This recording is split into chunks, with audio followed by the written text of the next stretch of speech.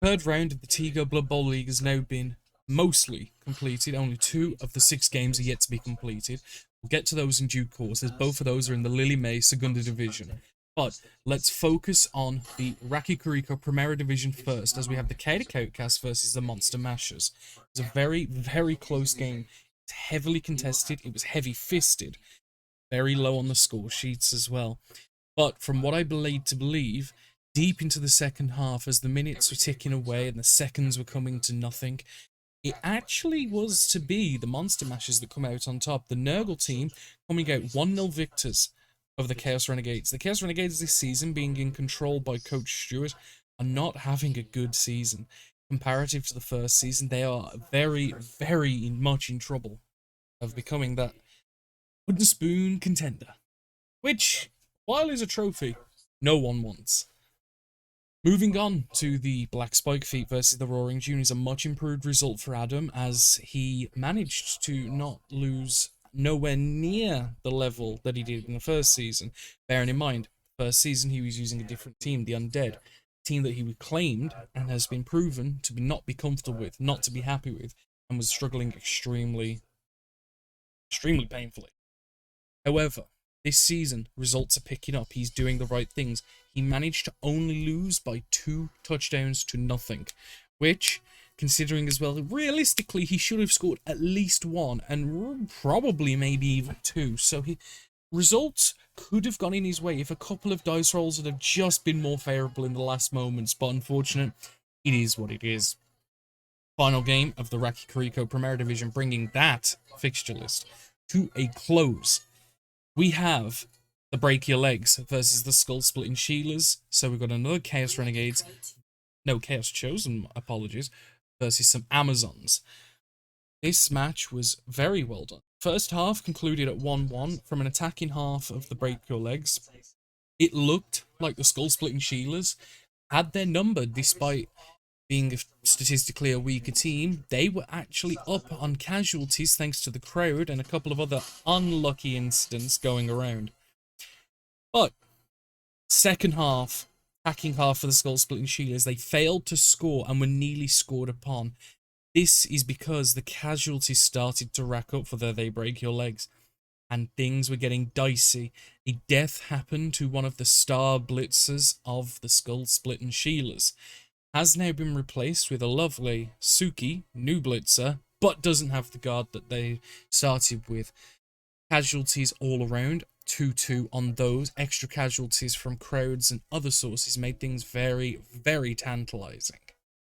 The other interesting part is one of the injuries dealt to the They Break Your Legs, and this person has now been fired. There was a stat break. There was a dislocated shoulder, indicating a loss in strength for one of the beastmen. Unskilled, the coach is not phased, and it has been successfully fired.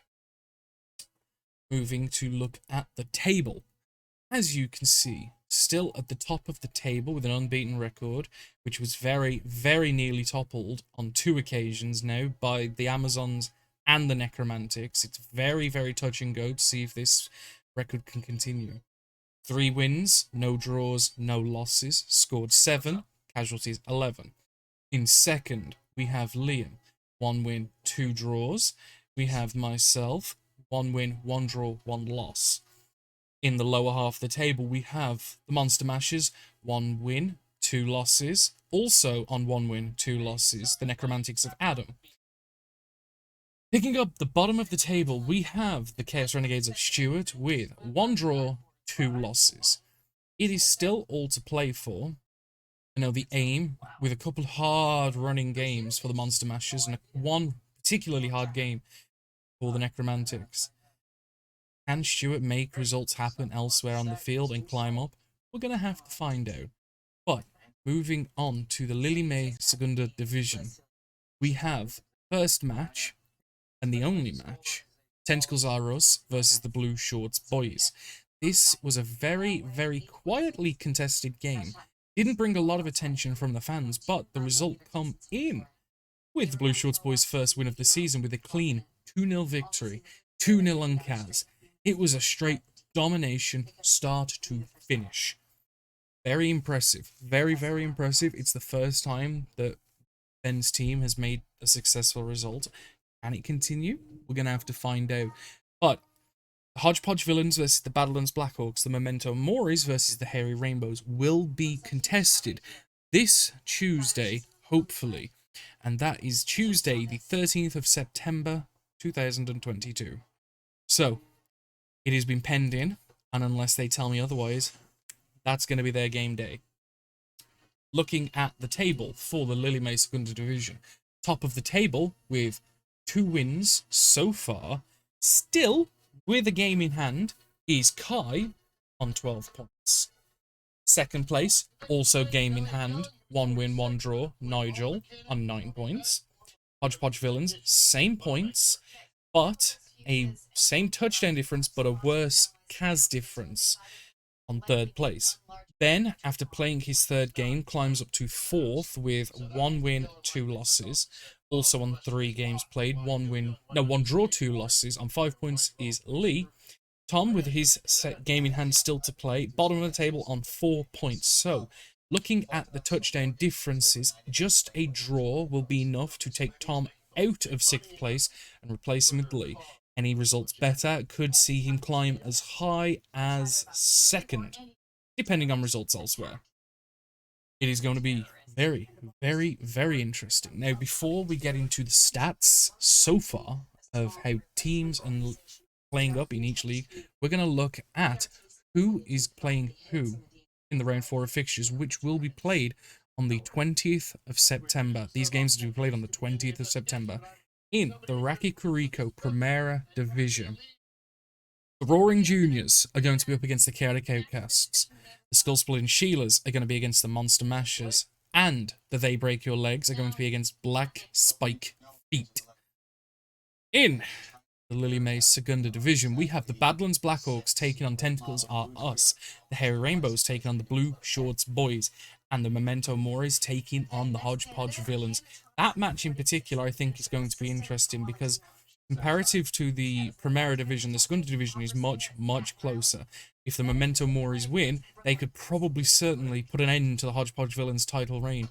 If the Memento Moris don't pick up a result in either game they've got coming up, the game in hand and this game, they're going to be in grave, grave, grave trouble. Going to the Primera Division, now looking at the stats, top scorers, and I will highlight the top 10 and I will scroll for the rest.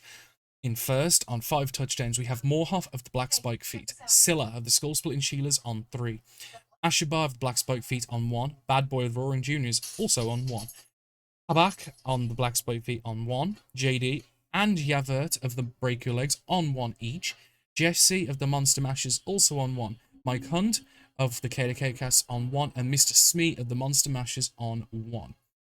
Racking up the rest of the ones, we've got Sophie, Uznavi, and Worst Boy. Looking now at the completions table, we have Sheila of the Skull Splitting Sheilas on 2, Yaver of the Break Your Legs on 1, Smash and Grab of the KDK CAS on 1, and Sophie of the Skull Splitting Sheilas also on 1. Casualties, I will do the top 10 and scroll for the rest once more. Ashabar of the Black Spike Feet on 4, Jean Valjean of They Break Your Legs on 3, Baharaka and Cinderbreath of the Black Spike Feet both on 2, Clayface of the Monster Mashers on 2, Mufasa of They Break Your Legs on 2, Plankton of the Monster Mashers on 2, Sandra of the Skull Splitting Sheilas on 2, Astrogoth of the Black Spike Feet on 1, Audrey of the They Break Your Legs also on 1. And on screen, you guys will now be able to see 11 through 22, all of which are on 1. Going now to the Lilly-May Segunda division.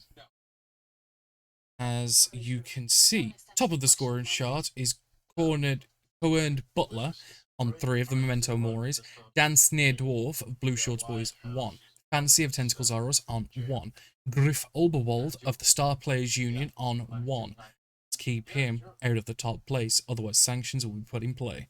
Grizz of the Badlands Black Orcs on 1, Larry Oleg of the Blue Shorts Boys on 1, Motley of Tentacles Are Us 1, Shufflefoot of the Hodgepodge Villains 1, Snotsingler of the Badlands Blackhawks 1, Stella Jr. of the Hairy Rainbows 1. Completions, we have but 3. We have TC of the Tentacles Auras on 4. Bully Oakgruff of the Hodgepodge Villains on 1. And Grill Steak Snick of 1 from the Blue Shorts Boys.